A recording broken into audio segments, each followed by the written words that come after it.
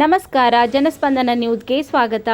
ಹಳೆಯಾಳದ G+2 ಬಡಾವಣೆಯ ವನ ಮಹೋತ್ಸವ ಕಾರ್ಯಕ್ರಮದಲ್ಲಿ ಶಾಸಕ ಆರ್ ವಿ ದೇಶಪಾಂಡೆ ಭಾಗಿ. ಉತ್ತರ ಕನ್ನಡ ಜಿಲ್ಲೆಯ ಹಳೆಯಾಳದ G+2 ಬಡಾವಣೆಯಲ್ಲಿ ಅರಣ್ಯ ಇಲಾಖೆ ಆಯೋಜನೆ ಮಾಡಿದ ವಿಶ್ವ ಪರಿಸರ ದಿನದ ಅಂಗವಾಗಿ ವನ ಮಹೋತ್ಸವ ಕಾರ್ಯಕ್ರಮದಲ್ಲಿ ಶಾಸಕರಾದ ಆರ್ ವಿ ದೇಶಪಾಂಡೆ ಅವರು ಭಾಗಿಯಾಗಿ ಸಸಿ ನೆಡುವ ಮೂಲಕ ಕಾರ್ಯಕ್ರಮಕ್ಕೆ ಚಾಲನೆ ನೀಡಿ, ಇದು ನಿಮ್ಮೆಲ್ಲರ ಜವಾಬ್ದಾರಿ.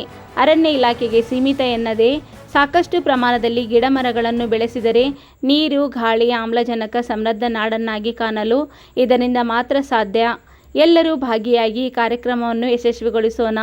ಹಂತ ಹಂತವಾಗಿ ತಮ್ಮ ಮನೆಯ ಹಿತ್ತಲಲ್ಲಿ, ಹೊಲದ ಬದುಗಳಲ್ಲಿ ಸಸಿಗಳನ್ನು ನೆಟ್ಟು ಮರವಾಗಿ ಬೆಳೆಸುವಂತೆ ಎಲ್ಲರಿಗೂ ಈ ಸಂದರ್ಭದಲ್ಲಿ ಸೂಚನೆ ನೀಡಿ ಕಾರ್ಯಕ್ರಮ ಆಯೋಜನೆ ಮಾಡಿದ ಅರಣ್ಯ ಇಲಾಖೆಗೆ ಧನ್ಯವಾದ ಹೇಳಿದರು.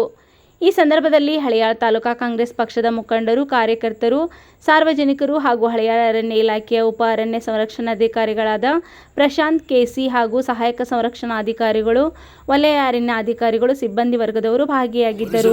ಗಿಡ ಮರ ಬೆಳಿಬೇಕು, ಎಲ್ಲ ಕಡೆ ಹಸಿರು ಕಾಣಬೇಕು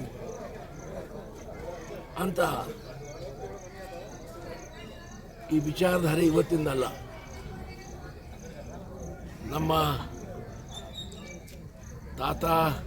ತಾತಕ್ಕಿಂತ ಮತ್ತೆ ಯಾರು ಇರ್ತಾರೆ, ಮುತ್ತಾತ ಅವ್ರ ಕಾಲದಿಂದ ನಡೆದಿತ್ತು. ಹಾಗೆ ನಮ್ಮ ಕಡೆ ನೋಡಿ, ಈ ಭಾಗದಲ್ಲಿ ಇಷ್ಟು ಅರಣ್ಯ ಬೆಳೆದಿದೆ, ಅದಕ್ಕೆ ಸಂರಕ್ಷಣೆ ಕೊಡ್ತಾ ಇದೆ ಸರ್ಕಾರ. ಮುಂಚೆ ಎಷ್ಟು ಅರಣ್ಯದಲ್ಲಿ ಲೂಟಿ ಆಗ್ತಿತ್ತು, ಈಗ ಬಂದಾಗಿದೆ.